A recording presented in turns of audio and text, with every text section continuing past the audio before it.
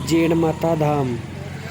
आज हम आपको जीण माता की एक रहस्यमयी बात बताने जा रहे हैं। राजस्थान के सीकर जिले में स्थित जीण माता मंदिर में औरंगजेब को नतमस्तक होना पड़ा था। मंदिर के चमत्कार से वह इतना प्रभावित हुआ कि उसने मंदिर में अखंड ज्योति शुरू कर उसका तेल दिल्ली दरबार से भेजना शुरू किया था। चलिए जानते हैं इस घटना के बारे में। औरंगजेब हिंदू मंदिरों को तोड़ने के लिए कुख्यात रहा। उसने देश भर के हजारों मंदिरों को ध्वस्त किया था, पर राजस्थान का एक ऐसा मंदिर है जिसके सामने उसे नतमस्तक होना पड़ा था। राजस्थान के सीकर जिले में स्थित जीण माता मंदिर बहुत मशहूर है। कहा जाता है कि इस मंदिर में औरंगजेब को नतमस्तक होना पड़ा था।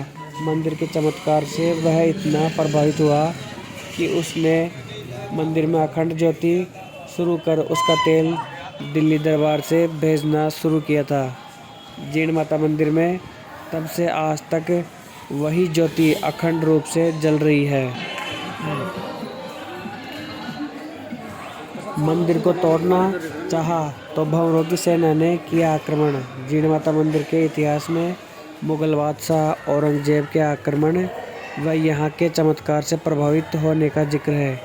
इतिहासकार महावीर पुरोहित के अनुसार जब औरंगजेब की सेना उत्तर भारत के मंदिरों पर आक्रमण करते हुए सीकर पहुंची तो उसने जीण माता के मंदिर पर भी हमला करना चाहा। मुगल आक्रमण से बचने के लिए ऐसे में मंदिर के पुजारी व ग्रामीणों ने मां जीण माता से रक्षा की गुहार की, जिसके बाद माता ने करोड़ों अरबों की संख्या में मुगल सेना पर भंवरे छोड़ दिए, जिनसे मुगल सेना घबरा गई और पीछे हटकर भागने लगी।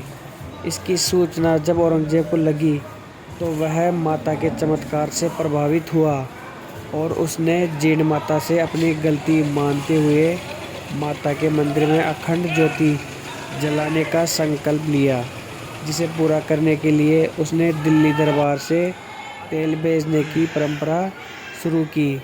मंदिर में यह अखंड दीपक अब भी जलता है।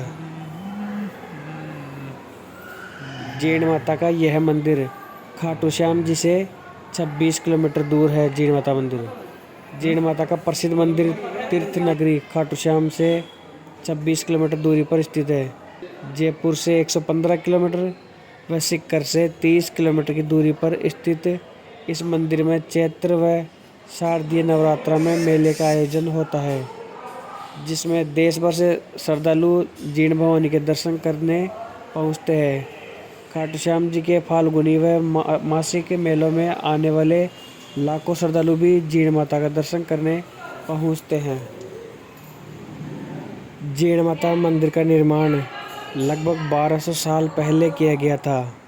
जीण माता जी का मंदिर प्राचीन काल से एक तीर्थ स्थान था और इसकी कई बार मरम्मत और पुनर्निर्माण किया गया था।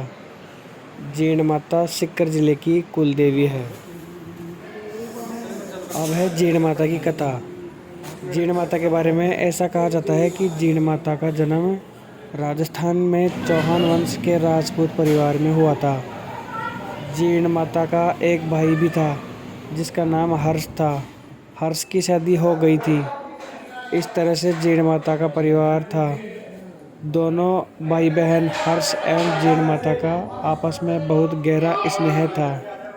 एक बार क्या होता है कि हर्ष की पत्नी एवं जीण माता पानी भरने के लिए तालाब के किनारे जाती है।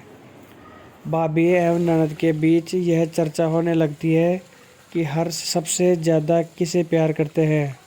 जीण माता को पूरा विश्वास था कि उसका भाई उससे बहुत स्नेह करता है।